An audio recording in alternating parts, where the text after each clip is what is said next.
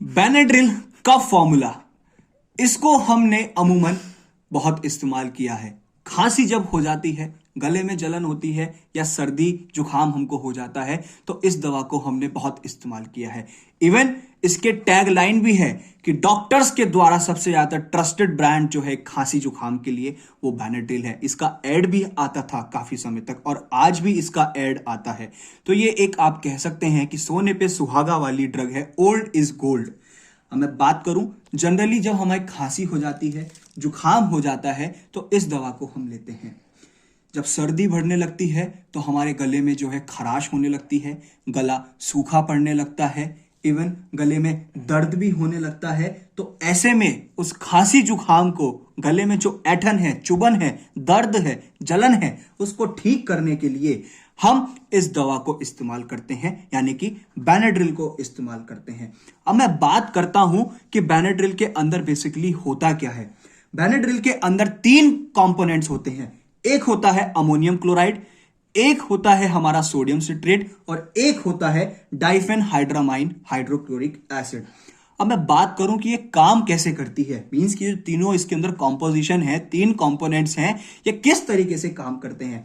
डाइफेनहाइड्रामाइन hydrochloric acid जो है basically वो किस तरीके से काम करता है, ये एक एंटी एलर्जिक है। मींस जो भी हमारी एलर्जीज होती हैं उनके विरुद्ध ये काम करता है, एलर्जी से बचाता है, एलर्जी से प्रिवेंट करता है हमारी बॉडी को।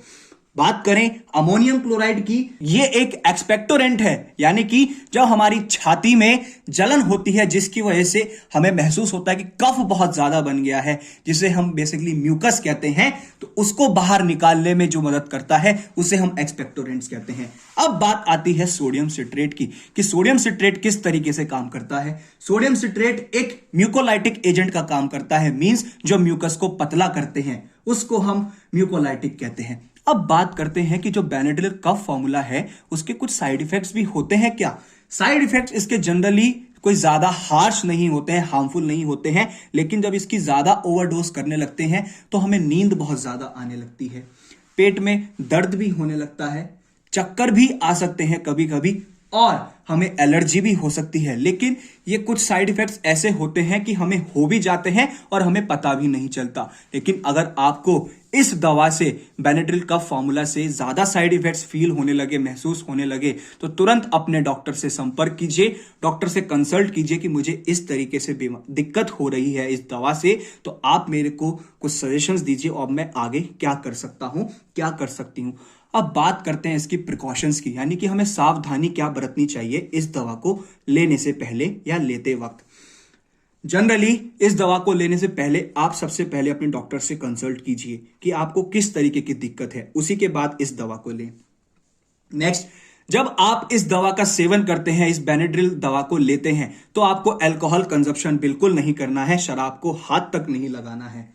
डोज प्रॉपर एक्यूरेट रखनी है। डोज में आप ना तो इसको बढ़ोतरी करेंगे ना ही इसमें घटोतरी करेंगे, यानी कि डोज अपने अनुसार आप नहीं करेंगे, जो डॉक्टर आपको सजेस्ट करे वही डोज आपको इसकी जनरली रखनी है।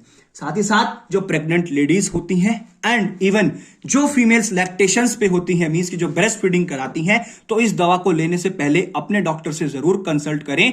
अगर डॉक्टर आपको सजेस्ट करता है कि आप इस दवा को ले सकते हैं, तभी आप फीमेल्स जो प्रेग्नेंट या लैक्टेशन पे हैं वो इस दवा का सेवन करें। और अगर किसी को एलर्जी है, यानी कि इसके अंदर जो कंपाउंड्स हैं, कॉम्पोजिशन है इसका, उससे अगर किसी को एलर्जी होती है तो वो इस दवा को ना लें। और इवन अगर आप इसकी ओवरडोजेस करेंगे तो आपको लीवर से संबंधित बीमारियां भी हो सकती हैं, किडनी से संबंधित बीमारियां भी हो सकती हैं, या पहले से ही अगर आपको लीवर या किडनी डिसऑर्डर्स हैं तो तब भी आप इस दवा को ना लें। अपने डॉक्टर से कंसल्ट कीजिए, वो आपको अदर मेडिकेशन लिखेगा खांसी के लिए, कैसे आप इसको ठीक कर सकते हैं। अब बात करते हैं इसकी डोज की कि डोज कितनी होनी चाहिए। सबसे पहले मैं बात करूं, जो बच्चे होते हैं 4 से 5 साल के, तो उनको आप आधा चम्मच दे सकते हैं दिन में 2 से 3 बार, यानी कि 4 साल से कम के छोटे बच्चों को आपको यह दवा नहीं देनी है।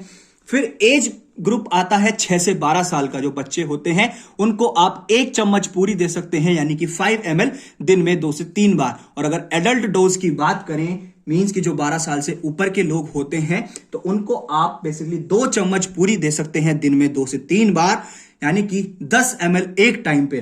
तो ये डोज आपकी होनी चाहिए। दिन में 3 बार आप इसको लें, खाली पेट लें, खाना खाने के बाद लें, वो आपके ऊपर डिपेंड करता है, जैसे भी आपको सूट करे।